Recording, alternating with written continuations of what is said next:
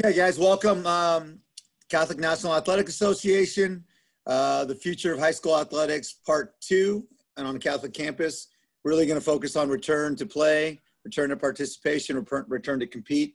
We have different people from different states, different parts of California. So if we can just go with a roll call introduction to our, I'll speak for Adam because he's got a mask on. Adam Lichter, St. Mary's Stockton. Go ahead, Eric. Eric Wood, Bishop Montgomery, down in Torrance, California. David. Dave Smola, Cathedral Catholic in San Diego. Joel. Joel Sobotka from Valley Catholic High School in Beaverton, Oregon. Carlos. Carlos Arriaga, St. Joseph Notre Dame High School in Alameda, California. And Mike. Mike Watson, De La Salle Collegiate High School in Warren, Michigan.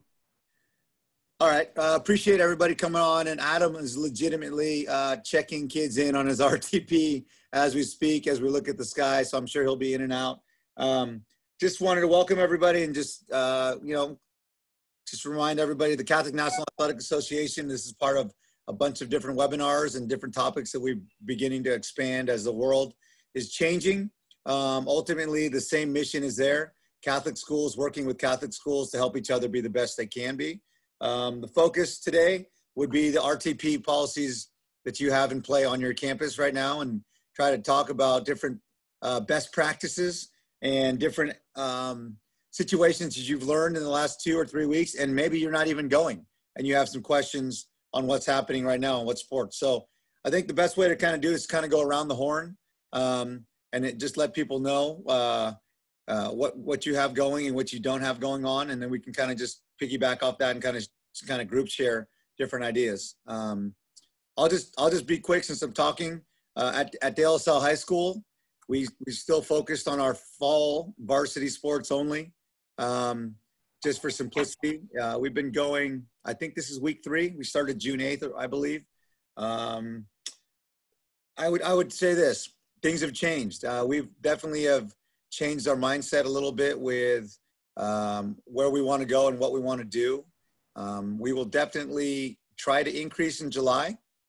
You know, our county has not loosened up. We have some of the same stuff. So up here in Northern California, Contra Costa, one thing that's been significant, and I would just put this out to you guys, is we are not taking temperatures anymore. State and county guidelines on our last Zoom told us not to take temperatures because of the inaccuracy of thermometers. So that was kind of, it's more of a responsibility of the citizens and the people that are participating to follow the guidelines as well as the implementations. The last, I think, thing for me that has changed is a significant deal we've gone to almost like we're still in the crawl stage. Our student athletes are probably 5 months, I don't know, that's maybe excessive. They're at least 4 to 6 weeks behind. So our hour 10, our longest workout right now with water polo is an hour and a half, hour 45, but that's with significant breaks. So we started at an hour with football, cross country, and water polo.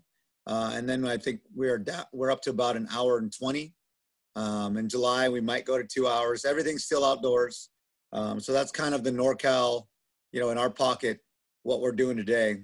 We look to add indoor weight training, basketball, and soccer will try just because they want to.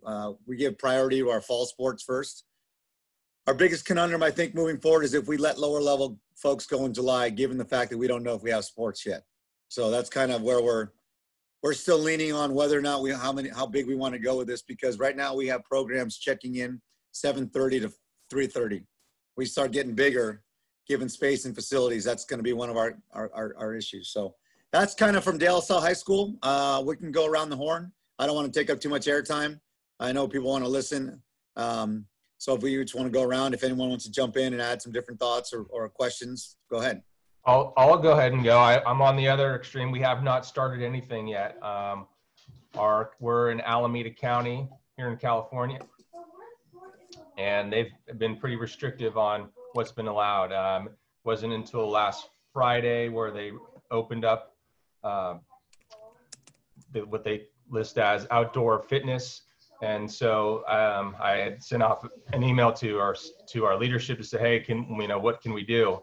At this point, we're waiting. We're a diocesan school, so I don't know if anybody on here is also tied with your diocese, but we're diocesan school, and we're waiting to hear from the diocese to get approval on what we can and cannot do. So at this point, everything's on hold.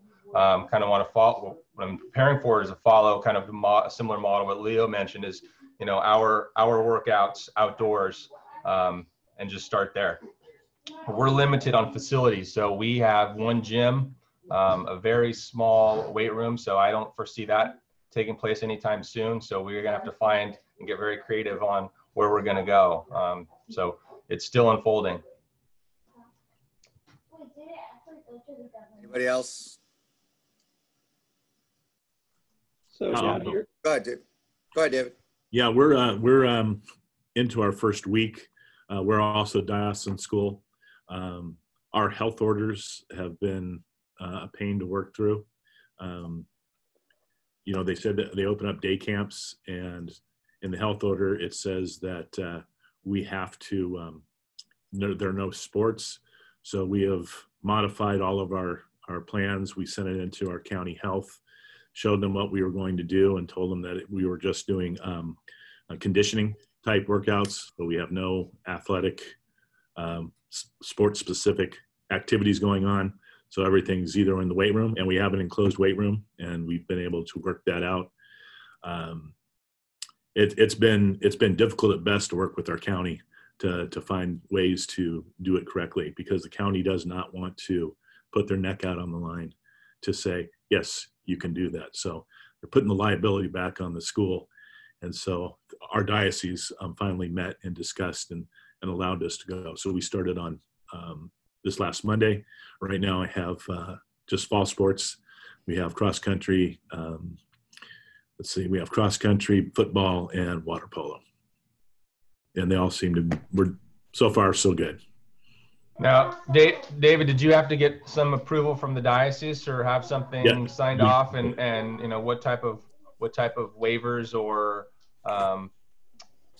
so acknowledgments did you guys have to put in place, and did that come from the diocese, or did you do that get approval from the diocese? We wrote up all the protocols. I had my team get together. I've got two full-time athletic trainers, and prior to this Monday, for the last 2 weeks, I had them working on protocols. Then we would sit down, we'd go over them, based on our county health order.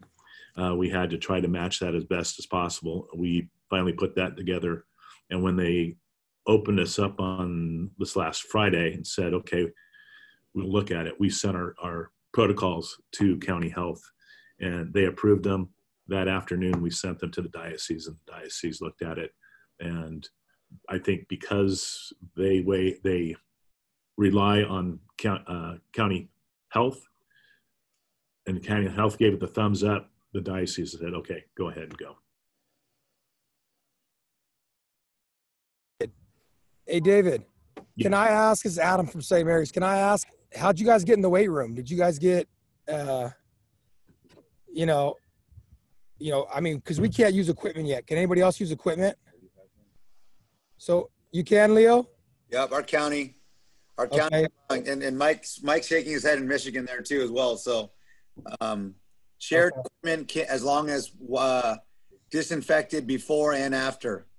Okay. So we started 2 weeks ago, or actually not, we started last Tuesday with football only and only varsity.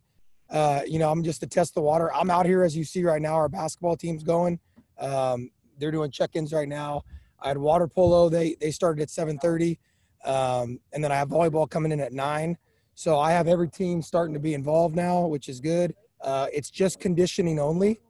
But I feel like we're medical staff now as ADs. We're not just ADs doing that. We're also medical staff. I'd say I probably take about 100, temperatures a day. We still have temperature checks. I wish we were like Leo. I think Leo's county has it right. I think they're not as accurate, but that's what we're doing right now. And I'm going to jump in and out because I have a temperature check right now, so I'll be right back.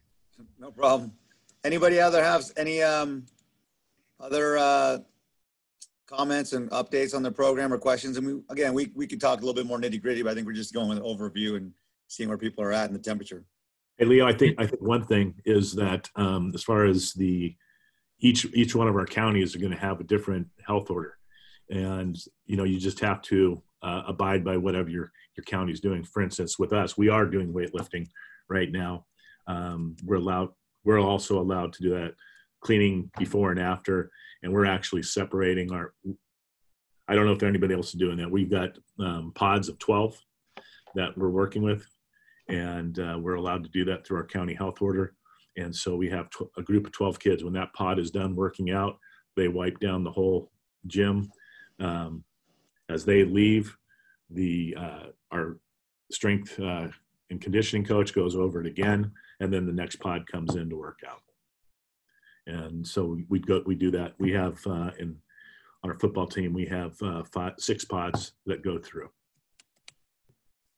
Yeah, I think it's from my perspective, I applaud you. I mean, we not to cut anybody off real quick, but I just had a conversation with my athletic trainer and our maintenance guy. I'm like, we got to tell these guys to wash hands with soap and water. Otherwise, we're going to run out of sanitizer, especially if we quadruple our programming in July. So yeah, for mere like supply purposes is why we haven't been in the weight room at this point in time, and county for sure. But I think we have it. Hey, we're going through it too. Yeah, absolutely. Hear you. So just so you know, one of the things that the Catholic National Athletic Association, Justin Peterson's doing right now, he's trying to source a few different vendors and suppliers for our Catholic schools to try to work out some sort of Catholic school agreement or deal for us for the next 2 years to see if they can at least provide it and or give us great service and pricing work to try to help Catholic schools do that. I know it sounds cheesy. It really wasn't something that Justin and I wanted to discuss, but after 50 emails and not having enough supplies, I think it'd be very productive for our organization to have 2 or 3 or 4 preferred vendors or regionally or whatever. So if you put some folks that want to be able to work with a bigger, greater scope, I mean, there's little pockets, and maybe some people have it'd probably be something we could share, on a national level, say these guys have supplies. I mean, it's going to get interesting. In my mind, I was told by our maintenance guy, can you buy the supplies you need for athletics? Because I don't know how much you guys use. We've never done it this way. You know what I mean? He goes, I got to figure out what I got to use for school when we return in the fall. And then it's a pretty daunting task. I never thought I'd be counting cases of hand sanitizer as my number one priority, but we probably go through it's like gold on our campus. And David, I know but some of you guys are doing it. It's gold on your campus hand sanitizer. It's amazing. But I'll get on that. I see your text, Joel. I'll look and see what we got out there. Eric or Joel or Mike, you guys got any kind of update or feedback? I'll go.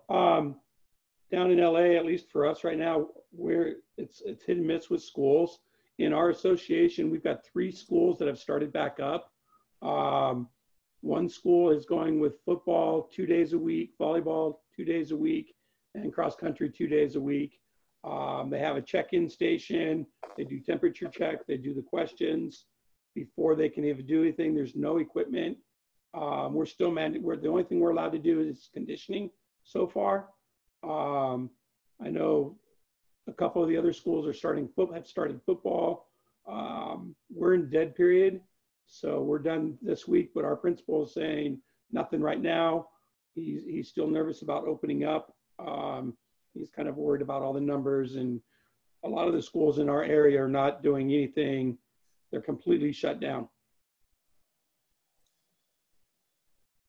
Joel, you guys Leo, I can add what we're doing here in Michigan, and it's similar in many ways to what you guys are doing, but a bit different. Our governor has a 5-phase plan for reopening Michigan.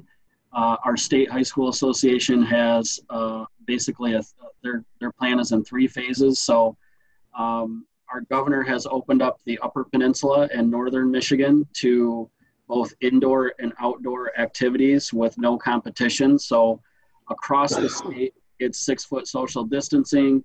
It's masks when not in aerobic activity.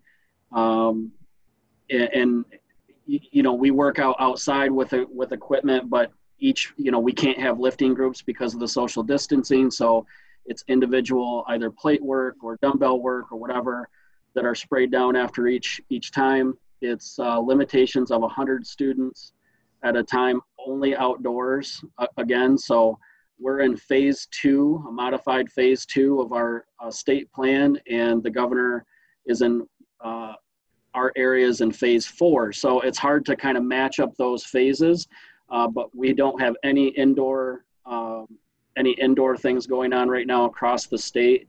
And our directive to our kids was, in your bag that you bring your water bottle, because we're not allowed to fill water. We're not allowed to let kids indoors to go to the bathroom, and they bring hand sanitizer in their water bottle. We have not supplied hand sanitizer.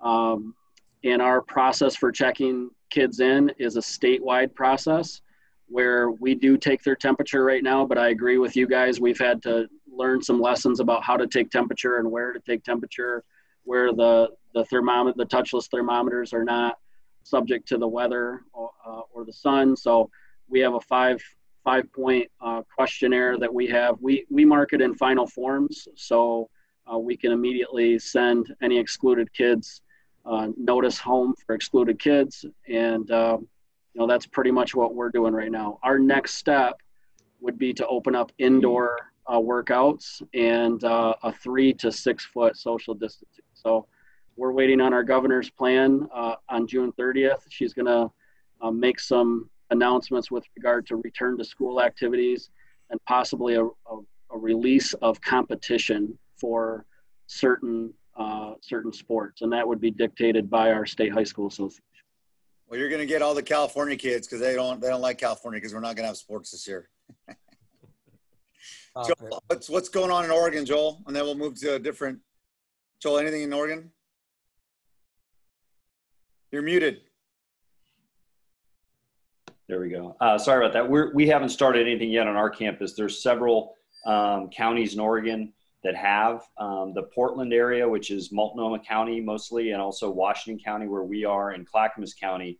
They just announced last week that Multnomah County would just go to phase 1 last Friday. So that was a big step, because there's a ton of schools in Portland. But in doing that, they placed Washington County and Clackamas County. So the 3 biggest counties in Portland all got grouped together in phase 1. So we wouldn't be able to go to phase 2 until July 13th. And I think that would be our earliest of doing anything, because our association eliminated temperature checks in phase 2. And we felt more comfortable about kind of starting then and being able to do that. But there's a lot of rural counties in Oregon, across the state, in Eastern Oregon, over here in the coast, and Southern Oregon, that have already started up some stuff. We've got some club teams going over to Idaho and playing club softball, club baseball, actual competitions, high school kids.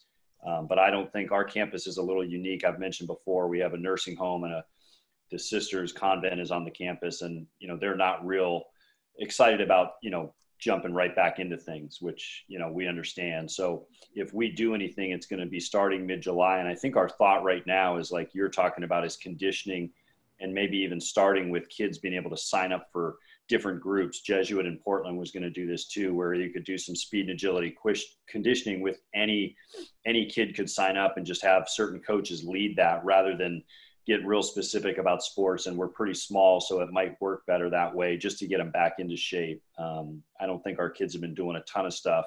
So, a little bit of concern that, if we jump right back in, but we've also placed a priority on fall sports. Those will take priority. So I don't know if we'll start much with basketball this summer at all. And our goal was to, hopefully, if we do have school, to be our fall sport athletes ready for that first day of practice, or at least in some sort of shape for practice, which would be August 17th. Last week, the Oregon Department of Education came out with a 46-page document about reopening schools in the fall. And I had several other ADs in Oregon and just different people comment that, in looking through that document, reopening for school is going to be really challenging, what they've laid out, let alone having sports. And so that's a little bit discouraging that right now it doesn't seem, unless there's obviously modifications to that document, it could be pretty challenging for sports. Yeah, I think the one question, go ahead, Eric. I was going to say, Damien High School has a really good, he did a really good job with their return to play on their website. I'll share the link right now. I have it. With all the protocols and everything. Yeah. You saw that? I seem to be the guy that everyone sends all the information to for some reason. I'll put the link right now. It's a pretty good one. And when you see Jeff, tell him I said thank you. I will. I haven't seen him or heard from him, so. But yeah, he's laid low for sure. Yeah.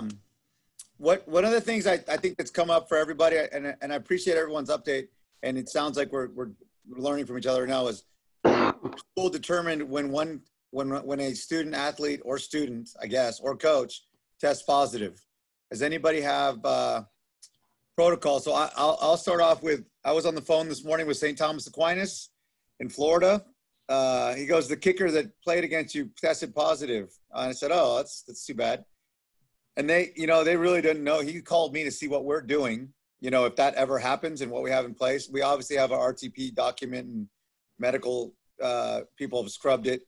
And we have our county guidelines, but does anyone have any thought process on what they would do, and if it happens and when it happens, based on your programming, if you have stuff going right now, if someone tests positive?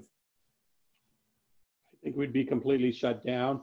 I know one of our schools, Cantwell, they've started up with their football, and one of their parents had tested positive, and so they answered the questions. Yes, my parents tested positive. And so he had to send them home, and the parents were complaining because I guess in the questionnaire it didn't say they didn't understand that it was within the last 2 weeks. But in talking with him, they were making the parent go back and get retested, and the kid also get tested before they come back to play. So Leo, we do pods. So obviously we could trace, so we don't have as many kids here at the same time. So as you see, my basketball kids, they have different pods, and they're 6 feet apart. So I could trace back. Plus the thermometer checks, is as much as I don't think they're as valuable. At least I have them in groupings, so I know who they've been around. So I wouldn't have to, hopefully I wouldn't have to shut down the whole thing. We haven't had one yet, but hopefully I wouldn't have to shut everybody down. I just have to shut down that pod that they were around for that. That time. But you're right. The county's obviously our county is one of the toughest counties. And whatever they decide is what we're going to do probably. And I'd have to alert them. We're of the belief in our county, the minute we say we have someone tested positive, they're going to shut us down to make a point. I mean, not to pick on us, but just in general. So we're managing 12 pods. That's why my apprehension of doubling that in July to get to the 20-something pods. I mean, amongst the other conundrums that can come with that management process, we know that we're going to be susceptible to a greater chance of someone coming back. And with more tests, I mean, our county tweets out the hours of the testing locations. And basically they're telling you to test every day. So somebody's going to test positive. And for us, just so you know, the groups and the cohorts are great, but I think that we would probably err on shutting on a self-contamination, sort of self-check, shut down all the way across the board just to get guidance. Because I think ultimately for us, the liability and responsibility for conditioning, right now is not really going to be worth grinding, the other 11 groups just for what, So I could see that. Thankfully, we're all working Catholic schools where you would hope and pray that most families will have integrity to answer the questions correctly and follow the process. But we run into that. I know you guys are too.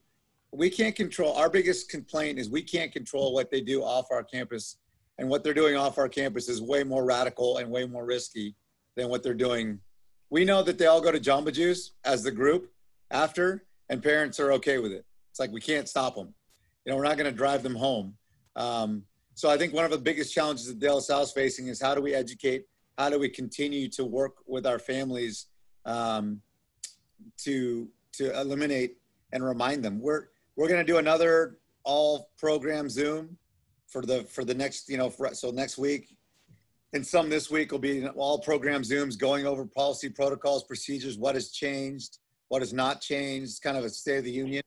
So So I think for us, communication has also been one of the ways. I think that's the only way that we can prevent, and then when we deal with a positive, that's the only way I mean, it's gonna be the number one thing is how to get out there quickly. I can only imagine the scare it might put in some families once we say yes. Some people probably just pull out on their own. I can see half our family saying, we're coming back once you tell us the county says we're good. So we might be training, 6% of the 100 kids because they're the only ones who want to come back. So I'd be curious. Anybody else have any positive testing solutions? Or go ahead, Mike. You're nodding your head. Our athletic trainer, once we went on shutdown, became a frontline worker, checking temperatures and checking doctors and nurses into the hospital. She contracted COVID-19 and went through her process. Her parents got the virus as well, and she made it through well and got tested. And it really prompted a conversation for us because we had a parent pass away from COVID-19, and during the shutdown, we had at least one other known case of a student test positive. So, our process right now it's always in flux. And kind of like Adam said, we're going to do what the county tells us to do. But right now, it's the same way. We see kids roll up in a car, and kids from two different families roll out of the same car, and then then we keep them apart. So, like you said, Leo, they're doing a lot more risky things on their own than what we're allowing them to do. But we have a reporting process back to the families if somebody has a temperature or answers positive to one of the questions. And then we have a testing process through our county. So there's testing locations, and our process right now is to shut things down, kind of like we have done in the past when really MRSA became a big deal. We had a protocol for MRSA, and we would tell people to clean their equipment and to get tested. And, we have a protocol for that. So we are prepared to send that out to families and to give them direction on where the testing locations are. And then, probably would be at least a 14-day shutdown period for that group. We would do contact tracing. Our county has given us resources for contact tracing and for reporting specifically how and when something happens. So right now that's the best really we can do, but we haven't had any kids that had to be excluded so far. Is anybody having can maybe share some of the challenges they've faced, if any, around kids or families who have just apprehension about this? I mean, obviously everybody's at different levels, and even coaches, for that matter. I know people are excited. People want to get back to normal as possible. And, and I think in general, there's probably most people are in that boat, but there are people who have apprehension. And how are you guys dealing with that? Or have you heard, or maybe those people are silent about it and don't want to come out? But I think that is real. I know even though we haven't started, I know there are parents and there are kids who are concerned. So anyone can speak to that. We haven't had a lot of that here, and I don't know why. I'm actually surprised, Carlos. I feel like I would think that would be more, parents scared, but someone with 5 kids, like I've said in the last meeting, people are ready for their kids to, safely get out there, I think. But I had a coach with an autoimmune, and she's our cross-country coach. She's been there for 20 years. And, we have weekly Zoom meetings with our coaches because everything changes, it seems, in our county daily. So I make sure I have a meeting every Friday with, which is an all coaches meeting. And she was very apprehensive to start. And I said, I told her, if you have an assistant or you even want me to jump in, I can jump in and help. And you can wait until you feel safe. She was, she ended up, I told her my story, which, I contracted COVID early in March. And I did for my wife because my wife's a nurse.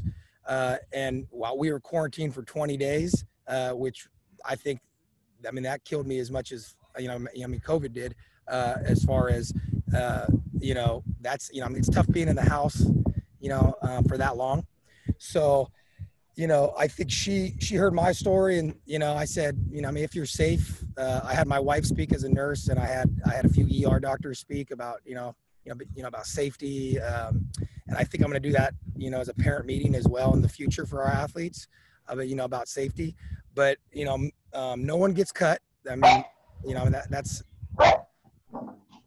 that's another thing, is that no one gets cut. I told all the student athletes right now for not coming to conditioning if you don't feel comfortable, as well as I'm not going to fire any coach for not showing up to a workout because they're scared of COVID. So I've just been obviously very, very, I'm very receptive to everybody, and their opinions and their beliefs about it. And we're going from there. So we created a Zoom workouts, which we've been doing for months, like everybody, but our coaches and our families that are unable to attend for whatever reason have Zoom options the same day of the workouts. So we have the coaches that, if it's work related, given the times that we have to go right now, and they can't come late, obviously, like all the different parameters that coming on campus, we kind of have our off-campus COVID workout plans right now for those. It's options. So parents and student athletes don't feel excluded. At least they have something. Now, it's not the same, but, if a kid went on vacation, because whatever, people are starting to get mobile a little bit, they still have their Zoom out. Like, you could be Joel sitting in Oregon and the Zoom workout scheduled at 5 o'clock with Coach Arriaga, because it's for all the people that can't come on campus. So I feel like you can middle it without necessarily eliminating them all the way together at this time.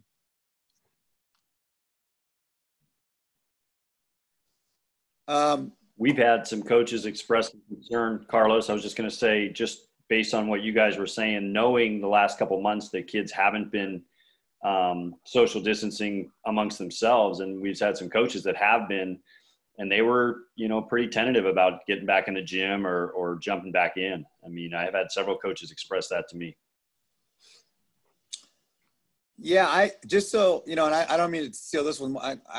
We usually have our sports advisory committee that doesn't start till the school year, but with the process of Zoom, what we've done, obviously with the social climate, that's one of our hot topics, but I'm trying to get them together in the next week for all our sports to just get feedback from our student athletes.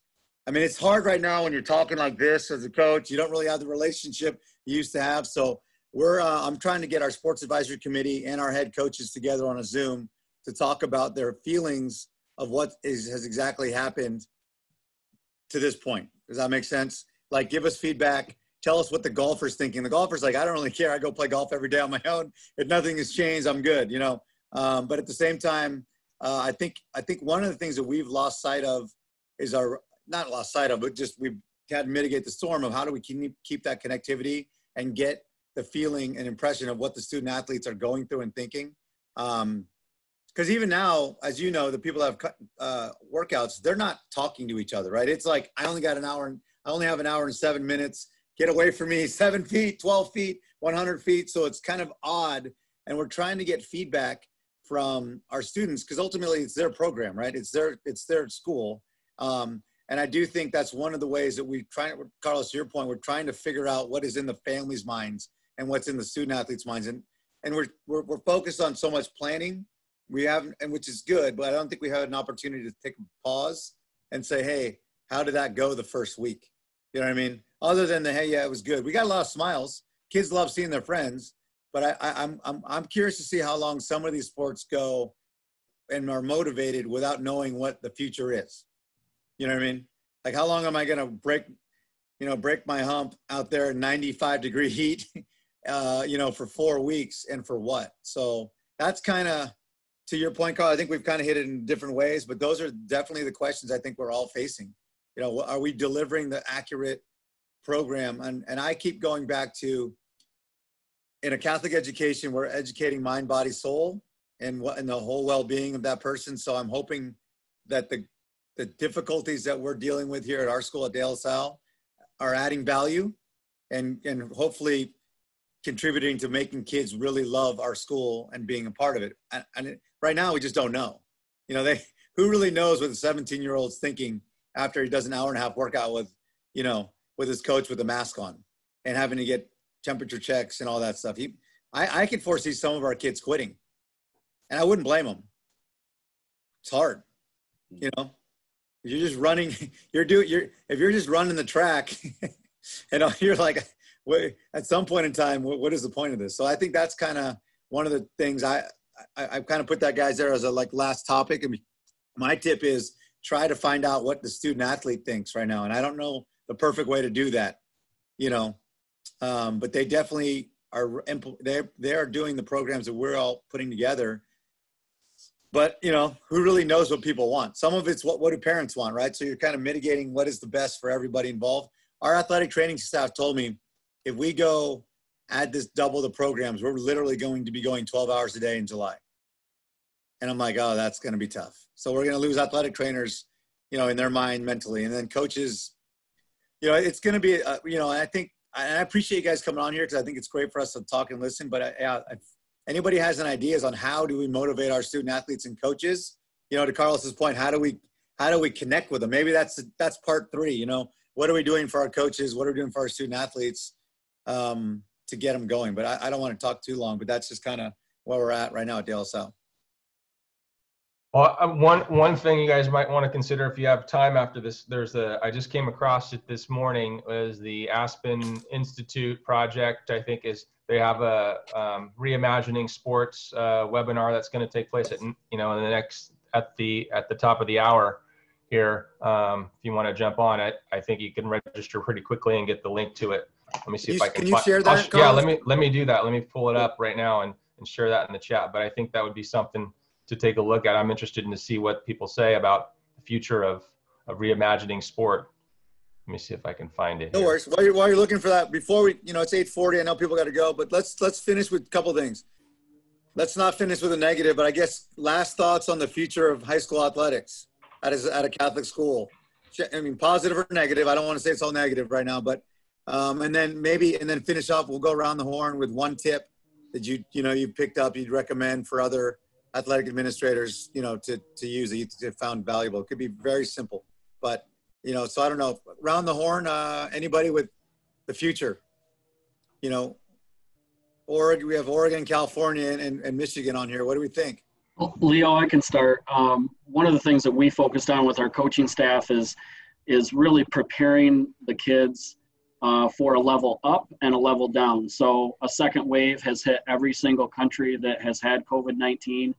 What does that look when we're disappointed and shutting down? So we've talked about this with the kids. We've talked about what new normal might look like a little bit. So what happens when you don't have a post-game handshake? We've allowed them to come up with ideas for whether it's a public school that we're playing or a Catholic school. What does that look like? How do we pay respect to our opponent after a game? What's that new normal look like? And if we do get shut down, how would we go about that? How do we mitigate, like you said, kids, the problem? How do we stop kids from quitting? How do we keep kids engaged, knowing that their program or their season might be cut short? So really for us, there's been a lot of value in just what does that level up look like where we're released to do, you know, whatever we have done in the past, and what does it look like when it's more restrictive? So right now we've said we're not focusing on competitive outcomes, but what happens when we're so close to the season that we must focus on competitive outcomes? So I think that in and of itself is valuable, and it can't all be sunshine where you're just talking to them about when we get started, when we can play games, we're going to do this. They have to be mentally prepared for a best case scenario and a worst case scenario. So that I guess would be my tip. Yeah, to piggyback on that, I created a Google Doc, and it just says return to new normal. And I've pretty much, all the coaches just put their ideas on how they think it should flow or can flow, including we're potentially looking at cutting programs and numbers and roster sizes. Those are on my weekly Zooms with the coaches. We've gotten a little bit more real in terms of, you know, in California, and David and Eric know, and Carlos, California's committing to try to get 3 seasons in, right? But whether it's 2 months, 1 month, you know, whatever the competitions are. So I think that's the biggest challenge for all of us, is to convince our coaches, you got to change. So like your practice might only be an hour and a half. You want to have 3 basketball teams. we're not practicing till 10 o'clock at night anymore or 9 o'clock at night. It's like, you're going to have to go. We have revised bell schedules. Who knows what people are on campus on what days. So I think, I appreciate you saying that, Mike, because I was wondering if I'm making our coaches work too hard right now. But reality is, it's like moving a rock up a hill right now. They have to. Joel's a longtime basketball coach. As far as he's concerned, he's like, dude, ball rack out, scoreboard out. I mean, same door. Those days, throw your shoes in the corner and just get up and lace it and go. It's like those days they're not coming anytime soon. You know, so I think that's a good takeaway. I'm putting additional topics for future for the next group for when we do this again. So that's probably solid. Like, how are we handling our coaches and getting them to implement the next new normal? So appreciate that comment. Anybody else on the future? You know, what they think? If you had a crystal ball. Okay. I really don't. You know, one thing I heard someone on a talk I was on with proactive coaching with Bruce Brown, and someone mentioned, you know, talking about building champions while pursuing championships. And I think one thing is that this summer has, you know, we've all been so crazy, I think, as coaches in the past of how important the summer was to win a championship and talk of championship. And I think it's really allowed us, this time has allowed us to say that, hey, maybe that's not the ultimate thing, the championships. Let's work back and get in shape. Let's just find the social aspect of it. I think you talked about that, Leo, just the kids seeing each other and seeing the coach's face. Like, there's so many other benefits of sport other than the championship. And I think it's hopefully, you know, coaches are realizing, I know I have, that, hey, there's a connectivity that we need to have while we play sports. That's why we do it. We're humans and we love that connection. So, you know, kind of emphasizing that to our coaches. And I think, as you mentioned too, I had a Zoom meeting with our incoming freshmen that have committed to Valley Catholic and, you know, said they were interested in basketball, and, you know, not forgetting about those kids too. Like it's easier to start with the varsity kids, but those kids are going to a brand new high school and they may not know as many kids. So, you know, letting them feel welcome and getting to know them somehow. What are some things you can do? We had a cross country coach who had sent a letter to all his, or an email to all the kids, and he's going to have a Zoom meeting, but he had a former cross-country runner, one of our really good runners from years past, send a letter to future kids about the benefits of the program. And, hey, I know this is a tough time, but, you know, it's worth it, you know, and that kind of thing. And I think those things, you know, they can mean a lot. They mean a lot to your alumni too, but they also mean a lot to those new kids and those new families that are a little bit nervous about, oh my gosh, he's going from middle school to high school. It's going to be a big step. And what can we do to make that transition in this really difficult time? What can we still do to kind of smooth that out for him a little bit? No, I appreciate that. I guess let's just do this real fast. Let's go one tip that you think could make I could learn from you, you could learn from me. If you had to do one tip given this time or that's worked for you, one strategy, and then as our last takeaway here. I'll start. I think the one thing I've kind of learned is, and just being in this for a while, is to be patient too. I know there's the urgency to kind of jump right in, but also to be patient, because as we know, it's changing and some of it we just cannot control. And this field where we want to have everything planned out and stuff, which is great, but I think just being patient through it. I think everyone's understands that, you know, we're in difficult times. So just a reminder of patience. Anybody else as we move through? Yeah, I agree. I think I would say not only patience, but just understanding there's so many things that are outside our control right now.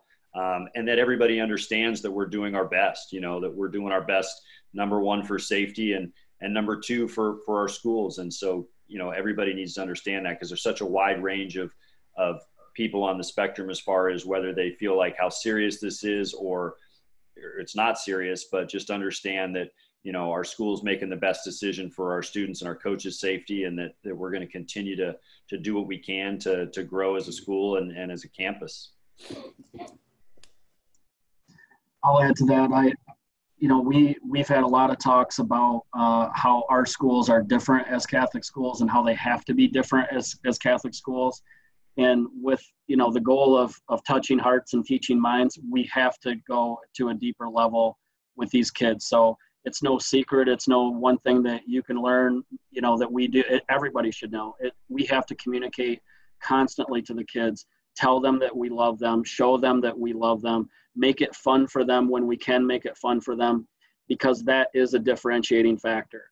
Other schools will go through the process of reopening, and it's become so mechanical at times, and we're so worried about the liability's sake. The difference about our schools is that we have deeper relationships with the kids. And whether we're on campus doing that or whether we're remote, the one thing that we've learned about that through remote education is that it does matter, and it matters to families, and it is a difference. So, you know, the first thing that the coaches should do is, even if they don't know what to do, communicate that, talk about that, because nobody knows what to do. This is unprecedented in the world. So it's okay not to have all the answers. And I think sometimes the coaches and us as athletic directors, we're the answer people, and you don't have to have the answers. You just have to make a connection with people. Eric or David, you guys got I'd like to just piggyback on Mike. I think Mike is right on target with all of that. The other thing is just to piggyback on that is also make sure that our coaches are, giving all information and discussing that, right, wrong, indifferent, because these things, the things that we're hearing, especially in the state of California, about the possibilities of not starting on time. We have to share those with our kids and have them prepared and ready to. We've got to support them in the disappointments that are going to happen. You know, we did that with our seniors as they left this last spring, and now we'll have to do the same thing for these young men and women who are going to be playing sports for us or wanting to play sports for us in the future. Just communicating all aspects. And I think that comes from us as the athletic directors. I want my coaches to be, optimistic and preparing those kids, but I think we also have to get that information out to our families about the possibilities that could happen. And let me piggyback my one tip that I thought went well, and I appreciate David and everyone. We had a town hall, athletic town hall. We had about 500 families. Our advancement team put it together. We did it on Zoom. It was, you guys are going to laugh. It was like, hey, the topic is, I have nothing to tell you. I wish I knew. Sorry, things will change.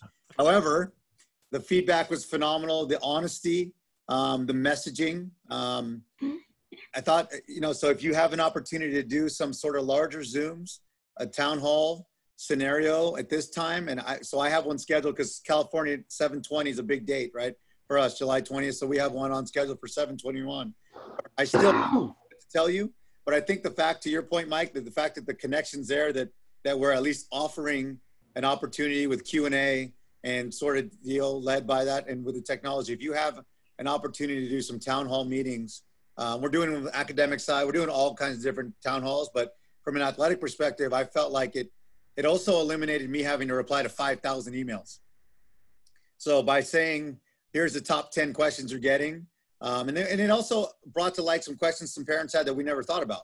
You know what I mean? So I think if you have an opportunity to do some sort of webinar, Q&A, town hall meeting during this time period, it's the value is probably more than you can imagine based on what will come out, the outcomes of that. So that's my one tip. Go ahead, Eric. I have actually two. I think the first one is for us to take care of ourselves in the sense of our own well-being, because I think the pressure is going to be on us immensely, especially in the return. But the other thing that I think is really important is the networking, communicating and working with each other, because we are experiencing something that we've never gone through. So by working together, we're able to come up with strategies and things that work to help promote and build not only our kids and coaches, but ourselves as well. I appreciate that. Well, and that's a great closer, Eric, on the Catholic National Athletic Association, to work with each other. And I appreciate it. Hopefully, I know it's almost on the hour and Carlos is going to another Zoom and everyone's got something to do, but I always appreciate the camaraderie. I always appreciate the common bond of being Catholic school athletic administrators, and we'll continue to grow. If you have others that you think would be great to come on to these different things, we just try to rotate them around and get different people to do different things. I actually just saw our monthly newsletter just popped in right now. Justin Peterson must have just sent that from our deal. So we're just constantly trying to go across the country. I think big picture, because the world has to function electronically, we're at that point in time where our group's pivoting in a great way. where we're still able to go content without meeting each other.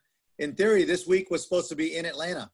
It was on my calendar to meet. It was going to be it was going to be our first East Coast retreat, but obviously pandemic hit and things changed. So I think we're in a great spot. Hopefully everyone on here was able to get something to take back to your community. And then obviously it's great to just, if you make to area point, meet some people from different areas. I'll keep you guys in the loop. We'll probably do one down the line, but stay in touch and hopefully be safe and healthy on your programs, and reach out to anybody anytime. I'll put everyone's email addresses on one email together so you can share ideas after this, and then we'll be good to go. But any last thoughts other than that? It's almost 9 o'clock, so I think we're good to go. That was very productive. Stay safe, stay well, and love you guys. All right. Thanks, everybody. All right. Take care. Thank you.